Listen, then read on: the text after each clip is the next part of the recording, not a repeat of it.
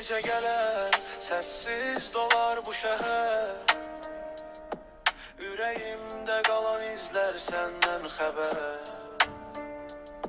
Gözüm yolda, zaman mənə bir keder. Seni düşünmək mənə hem dert hem de zər. Sen gidəli sanki soldu bu bahar. Her nefesim içimde bir sonsuz azar. Gözlerimde gördüğüm o derin diyar. İndi menden uzakta bir karanlık var. Sözlerinle yazdım mənə bir tali. İnatkardı kalbim dönmür hiç saxlaya bile. Külək əsir adın keçir gel bura. Seni unutmak olmur ne kadar çalışsam da. Gece gelir, sessiz dolar bu şehir. Yüreğimde kalan izler senden haber.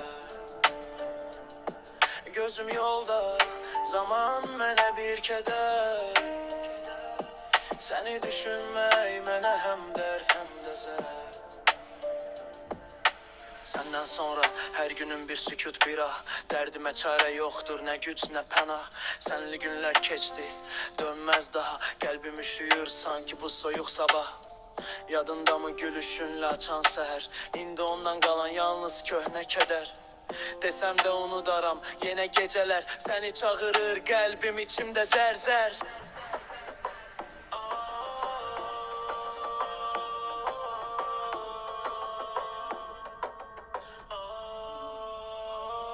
Gece gelir, sessiz dolar bu şehir. Yüreğimde kalan izler senden haber. Gözüm yolda da, zaman mənə bir keder. Seni düşünmək